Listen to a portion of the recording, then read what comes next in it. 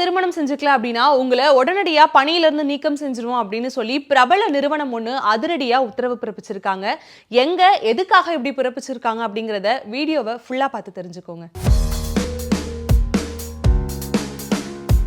உலக அளவுல மக்கள் தொகை குறைந்து வரும் நாடுகளுடைய பட்டியலை எடுத்துக்கிட்டோம் அப்படின்னா இப்போ சீனா அந்த இடத்துல வந்து இடம் பிடிச்சிருக்கு அப்படின்னு சொல்லலாம்.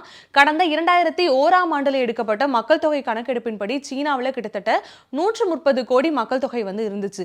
இப்போ தற்பொழுது வந்து கடந்த 3 ஆண்டுகளாகவே சீனாவில் உள்ள மக்கள் தொகையானது குறைந்து வருது அப்படிங்கிற மாதிரி அந்த நாட்டினுடைய அரசாங்கம் ஒரு ஆணையத்தை வெளியிட்டு இருக்காங்க. சீனாவில் தற்பொழுது மக்கள் தொகை குறைந்து வருது அப்படிங்கிறது பொருளாதார நெருக்கடியை ஏற்படுத்துறதுக்கு நிறைய வழிவகுக்கும் அப்படிங்கிற காரணத்தினால ஒரு நிறுவனம் அதிரடியான ஒரு உத்தரவை பிறப்பிச்சிருக்காங்க. சீனாவுடைய மக்கள் தொகையை நாங்க அதிகரிக்கிறதுக்கு வழிவகை செய்யறோம் அப்படின்ற மாதிரி ஒரு அதிரடியான உத்தரவு ஒண்ணு பிறப்பிச்சிருக்காங்க. என்ன அப்படின்னா அவர்களுடைய நிறுவனத்துல பணிபுரியும் அனைத்து ஊழியர்களுமே வந்து கண்டிப்பா திருமணம் செஞ்சுக்கணும். யாராவது வந்து விவாகரத்திற்கு அப்ளை பண்றாங்க அப்படின்னா அவங்களும் உடனடியாக மறுமணத்திற்கு வந்து ஏதாச்சும் வழிவகை செய்யணும் அப்படிங்கிற மாதிரி சொல்லியிருக்காங்க. இதற்கு வந்து ஒரு குறிப்பிட்ட கால அவகாசம் வேணும் அப்படிங்கிறதுக்காக வர ஜூன் மாதத்திற்குள்ள வந்து நீங்க எப்படியாவது திருமணத்தை செஞ்சுக்கணும். அப்படியும் நீங்க ஜூன் மாதத்திற்குள்ள எந்த ஒரு திருமணமும் செய்து கொள்ளல அப்படின்னா உங்களுக்கு செப்டம்பர் மாதம் வரைக்கும் கால அவகாசத்தை நீட்டிக்கிறோம்.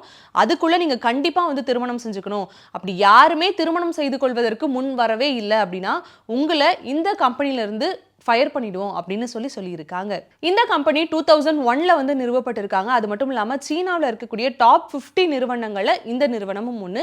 இந்த நிறுவனத்துல கிட்டத்தட்ட 1200 ஊழியர்கள் பணியாற்றும் நிலையில இந்த இடத்துல இந்த திட்டத்தை வந்து கொண்டு வந்தோம் அப்படின்னா இதனுடைய இம்பாக்ட் அதிக அளவுல இருக்கும் அப்படிங்கிறதுக்காக பிளான் பண்ணி தான் அந்த நிறுவனத்துல இந்த திட்டத்தை இம்ப்ளிமெண்ட் பண்ணியிருக்காங்க. இந்த திட்டத்திற்கு 28 வயதிலிருந்து 58 வயதிற்கு உட்பட்ட ஊழியர்கள் அனைவருமே கட்டுப்பட்டு ஆகணும் அப்படின்னு சொல்லி அந்த நிறுவனம் வந்து ஆர்டர் போட்டிருந்தாங்க.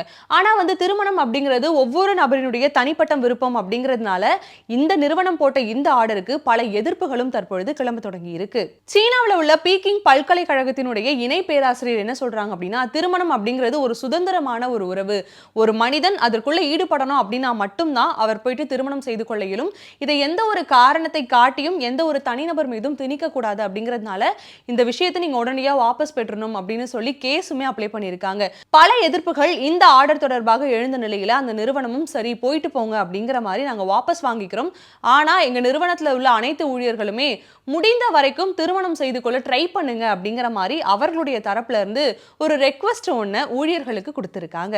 மக்கள் தொகையையும் பொருளாதார நிலையையும் சீர்படுத்துவதற்காக இப்படி ஒரு திட்டம் கொண்டு வரப்பட்டிருக்கிறது அப்படிங்கிறது இன்னைக்கு சோசியல் மீடியா முழுக்க பேசு பொருளா மாறி இருக்கு.